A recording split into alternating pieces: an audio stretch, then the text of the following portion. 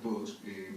Hoy por la mañana me estaba haciendo la pregunta de qué podría ser más pertinente, si leer la ponencia o de pronto hacer una pequeña exposición de ella. Pues yo opté por lo segundo, especialmente por el hecho de que la ponencia ya está escrita. Entonces yo más bien hago una presentación muy general con los bemoles, con los matices que requiere toda presentación oral, porque a veces uno cuando lee el texto escrito puede ser mucho más preciso, pero a veces puede ser menos cautivante retóricamente. Entonces más bien haré una exposición oral, y para quien esté interesado pues ya dejo la ponencia escrita donde se mencionan las fuentes, los casos más concretos, etc.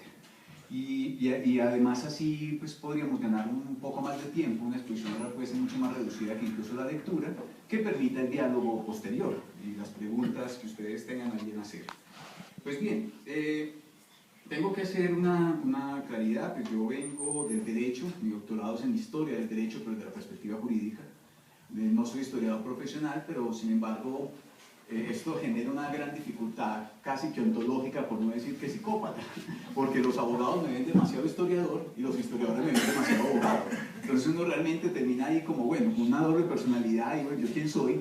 Pues digamos que yo soy una especie de puente entre dos disciplinas que han tenido a veces sus conexiones y otras veces sus interrupciones, más lo segundo que lo primero. Pero bueno, yo lo que me propongo hacer es un trabajo de historia, eso es lo que yo quería hacer.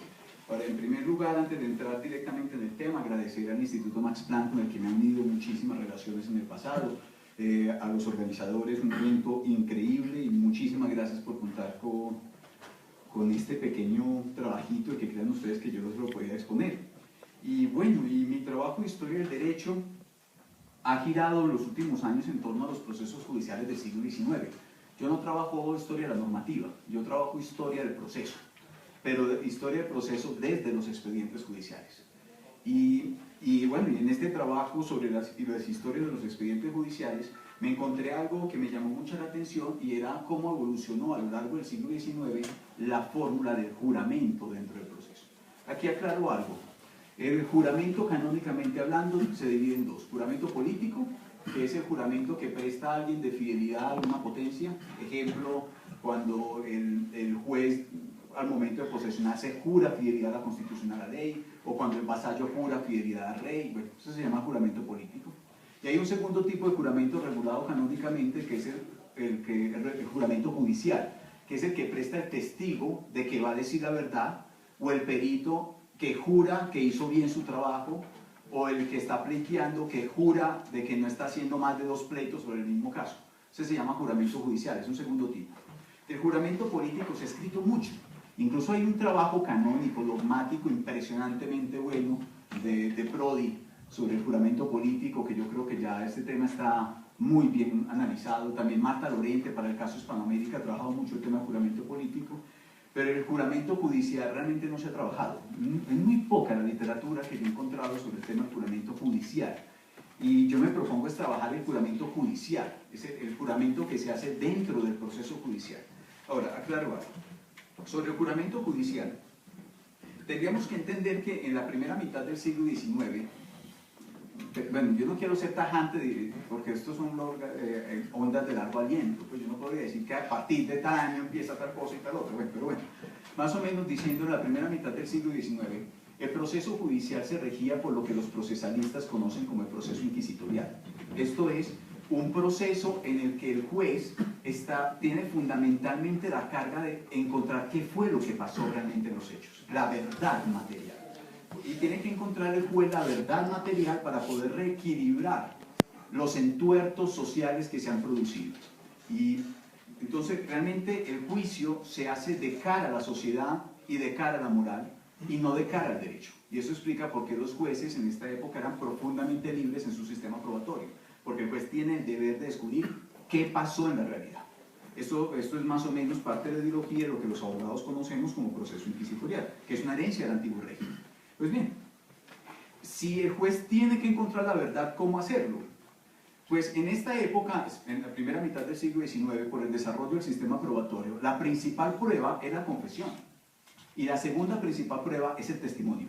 La prueba documental es muy escasa, porque no estamos en la época en la que el contrato se pone en el papel. Y la prueba pericial es muy escasa, pues no tenemos el desarrollo positivista de la ciencia forense, que va a ser de la segunda mitad del 19. Entonces la principal prueba es la confesión y la principal prueba es el testimonio. Y yo como juez, ¿cómo logro que el testigo me diga la verdad? Fácil. La garantía de la verdad es el juramento. El juramento que el testigo que tenga que hacer, o el juramento del sindicado. ¿Y por qué el juramento es la garantía de la verdad? Porque el juramento es un constreñimiento al alma, y en una época de profunda religiosidad, pues decirle a la persona, usted va a jurar en nombre de Dios que lo que está diciendo es la verdad, pues eso es una garantía para el juez de que es verdad. Y esto también explica la rica formalidad que hay en el expediente judicial, cuando el escribano, o los dos testigos que hacían de escribano cuando no había escribano, redactaban ese juramento, y eso eran rimbombantes y hermosos, expresiones como en nombre de nuestro Señor Jesucristo, de su Sagrada Madre, el fulanito de tal, jura tomando su mano derecha crucifijo. Pues son unos relatos hermosos, pero que tenían como principal objetivo constreñir el alma del testigo o del sindicado. Pues bien, y en este sentido, yo para poder entender la importancia del juramento religioso en la sociedad, pues ya no me remonto al derecho canónico o a los grandes textos teológicos, me remonto a lo que realmente circulaba en la época, los catecismos. E hice un trabajo muy interesante de los catecismos populares, de qué decían sobre el juramento y la importancia del juramento, para darme cuenta del peso que tenía en este momento que alguien jurara. Y lo que decían los catecismos sobre el gran problema que implicaba jurar en vano. Ahora, esto era una cosa impresionante. Pues bien, jurar en vano se le tenía tanto pavor a jurar en vano, porque era un sistema de reforzamiento de la amenaza en el que primer estadio encontramos el derecho civil. Pues no el derecho civil en términos jurídicos, sino el derecho positivo, llamémoslo de cierta manera. Esto lo digo porque un abogado de derecho civil entiende una cosa muy diferente a lo que un historiador entendería por derecho civil. Pues bien, el derecho castiga al perjuro, castiga sobre el cuerpo del perjuro, específicamente sobre dos delitos en esta época: falsedad documental o perjuro, pero también el derecho canónico castiga al perjuro, un delito canónico específico que es el perjuro. Pero lo más grave, la amenaza grave sobre el que perjura, no es el derecho ni es el derecho canónico, es la teología moral. Porque la teología moral le está diciendo, ojo, si usted jura en vano, no está violando el octavo mandamiento, que es no mentirás, está violando algo más sagrado, el segundo mandamiento, está deshonrando a Dios. Y es que teológicamente se enseñaba en esta época de que el que jura está poniendo a Dios por testigo, ojo, es un doble testimonio, sobre la verdad. Entonces yo juro que vi a Pedrito matar a Juan. Dios jura, o sea, pongo a Dios por testigo de que mi testimonio es cierto. Y en consecuencia, si yo estoy diciendo mentira, estoy cometiendo una doble sacrilegio, porque no solo estoy violando el octavo mandamiento por mentir, sino algo mucho más grave: deshonré a Dios. Y en este sentido, por ejemplo, hay un catecismo que circuló muchísimo en Pedro de Feria, de 1588, en el que decía, ojo, el que jura en vano es más pecador que el que mata, porque el que mata comete un pecado mortal, el que jura en vano comete dos, y el más grave de todos, deshonró a Dios. Entonces, cuando esto circula socialmente de cuidadito con lo que jura, cuidadito jura en vano, o cuidado, existía otro tipo, un atenuante en el derecho canónico, que también llegó al derecho patrio, que era el de juramento ingenuo. Pues no tengo tiempo aquí de explicarlo, que es una variante, que es el que jura sin saber, pero creyendo que saber, pero resulta que lo que sabía no era cierto. Es otra variedad. Yo más bien me limito al que jura. Es que aquí hay unas tipologías jurídicas, obviamente yo espero que sea muy simplista porque el tiempo no me permite explorar todas las diversidades de tipos penales que había, pero bueno, yo me enfoco en uno, el juro, que jura sabiendo que es mentira. Pues bien, era tal. Y además, también circulaba socialmente el concepto de que el que juraba en vano no solo perdía el alma, y la perdía terriblemente y tendría que estar en los infiernos mucho más que un asesino, sino que también estaba el concepto de que el castigo divino no era solo después de mi muerte, sino que también era en esta tierra. Yo tengo dos casos muy bonitos sobre este tema. El primero fue alguien que estaba siendo juzgado en 1825, juzgado por el delito de introducción, que era la forma como se conocía jurídicamente el contrabando, donde siempre alegaba, hasta que lo llevan al alcalde, al juez letrado de Hacienda, él alegaba ante los guardias, yo no tengo nada que ver con esas mulas, ese tabaco que está ahí me apareció, yo no sé por qué esa mula estaba amarrada a mi mano, pues no sé qué pasó, yo no tengo nada que ver. Y cuando llega al juzgado y el juez letrado de Hacienda le pone el crucifijo, bueno, la ritualidad era hermosa, porque tenía que coger el crucifijo con la mano derecha, o si no había crucifijo en la mano, pues se tenía que hacer la señal de la cruz con los dedos, había diversas formas de hacerlo, y tenía que jurar, había una ritualidad canónica establecida sobre cómo juraba, y esta persona empezó a jurar, pero en la mitad del juramento dijo, no puedo jurar, soy culpable, confiesa. Y entonces inmediatamente, como esto era un delito tan común, especialmente en Antioquia, realmente lo que el juez hace es, bueno, adiós. Entonces, porque no había cárcel, lo que hacía, y realmente lo que estaba buscando el juez letrado de Hacienda en ese momento era quedarse con el tabaco para poderlo después vender y poderse pagar de esos sueldos. Pero realmente el tipo le dice, listo, pues comprométase a venir cuando lo llamemos.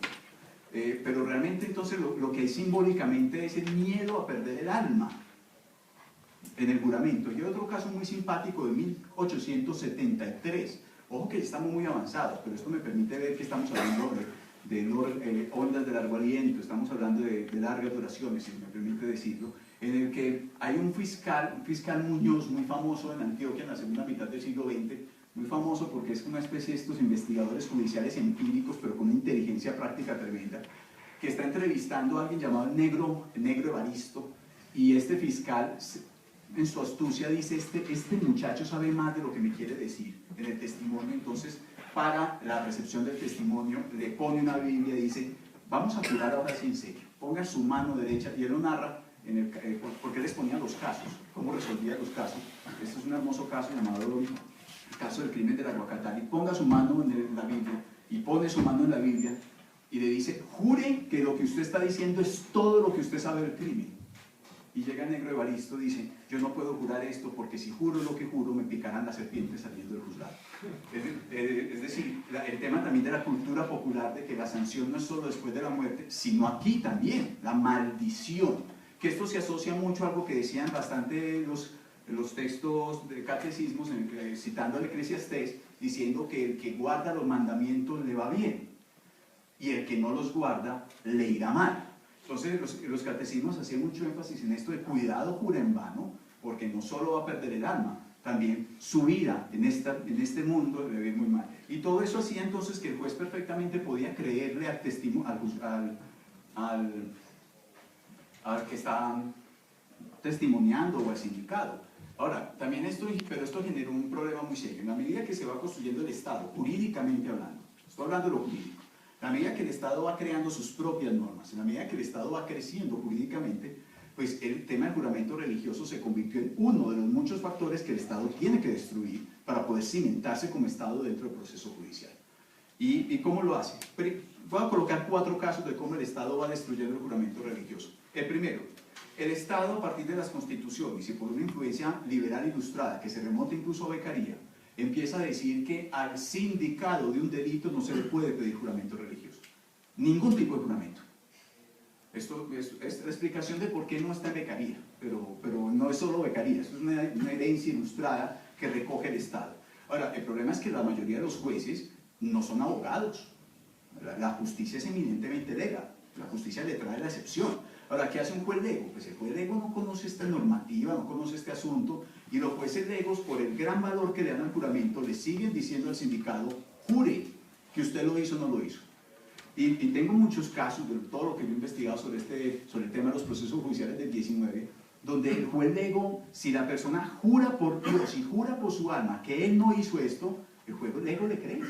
Ah, bueno, es que peor para él si él mintió, porque si él mintió, pues peor, perdió su alma.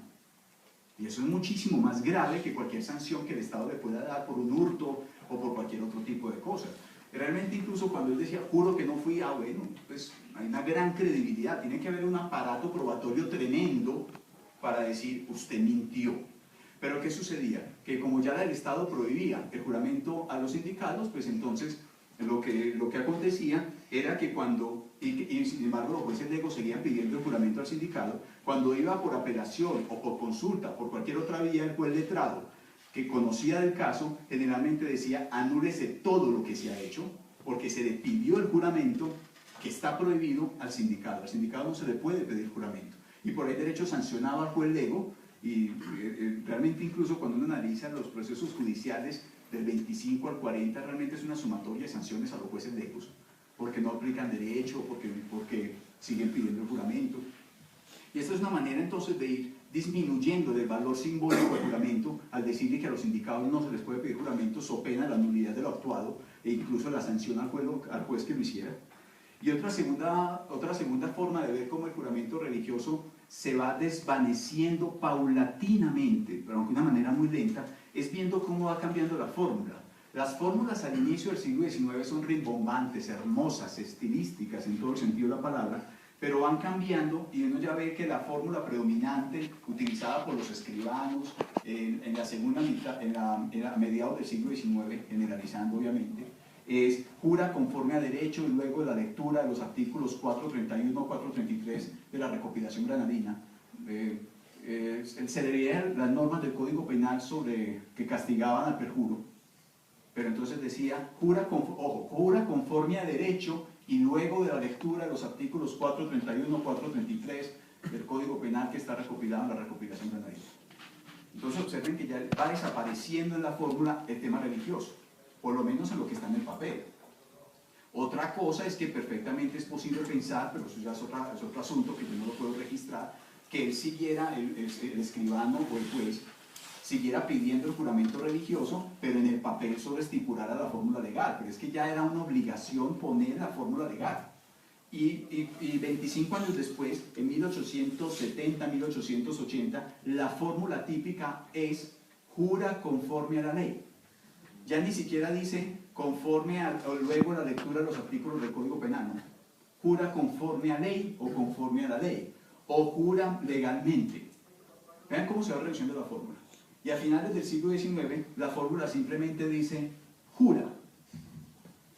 Y ya tengo unos procesos de principios del 20 donde dice el testigo manifestó. ¿Me entienden? Ya ni siquiera se empieza a evadir incluso la palabra juramento. Y me acuerdo un caso que llega hasta la Corte Suprema de Justicia en la que dice, bueno, es que ya ni siquiera es necesario decir que juró, porque se entiende por ley que lo que dice está bajo grado de juramento. Entonces ya ni siquiera se le recibe el juramento con su ritualidad, simplemente dice, llegó el testigo y dijo lo siguiente. Y esto entonces todo lo que me refleja es que el proceso judicial ha cambiado mucho, que el proceso judicial, como una herencia del antiguo régimen, ya no es encontrar la verdad material de los hechos para restituir los desequilibrios perdidos por el hecho ilícito, sino que ya vamos evolucionando hasta llegar a un siglo XX donde el proceso judicial es la aplicación de normas y es un proceso de cara al derecho, no de cara a la sociedad y de cara a la moral. Se trata entonces de un concepto muy caro para los procesalistas de certeza judicial, donde el juez no tiene que encontrar la verdad material de qué fue lo que pasó, sino que realmente el juez se limita a ver qué está aprobado dentro del proceso según las fórmulas de allegar las pruebas al proceso. Es decir, el juez se quita esta obligación moral de saber efectivamente qué fue lo que pasó. Se reduce mucho incluso el acervo de la prueba de oficio, como se llama en el derecho. Es decir, ya el juez no está pendiente de tomar pruebas por su propia cuenta para saber realmente qué pasó, sino que su preocupación es la certeza jurídica, aplicar el derecho. Y esto hace entonces que el juramento ya no sea importante.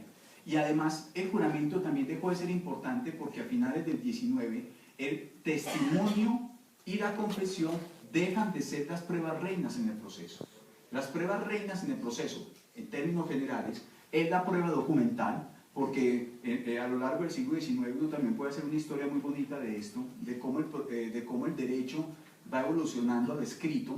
Cada vez es más necesario de póngame por escrito que usted me recibió el dinero, póngame por escrito el contrato, yo confío en su palabra, pero por favor hagamos el contrato escrito. O sea, el derecho y las obligaciones se van volviendo cada vez más tangibles en el papel, y esto hace que la prueba documental sea cada vez más importante frente a la prueba testimonial, porque está el papel, y frente al papel ya no cabe juramento, se anexa al proceso.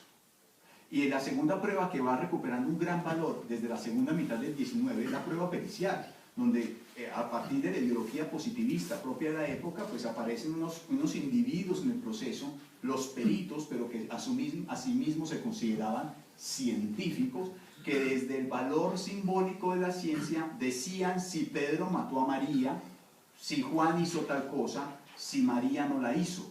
Entonces, el valor simbólico de las afirmaciones del perito en el proceso, que cada vez es una prueba más importante, no es porque jura que él hizo las cosas como debía hacerlas, sino del valor de la ciencia que está detrás, que garantiza la objetividad de su dicho. Entonces, incluso Pablo, en la segunda mitad del 19, el juramento del perito desapareció muy rápido, porque el valor de lo que el perito dice no es que él jure por Dios, sino que es la ciencia que está detrás de él.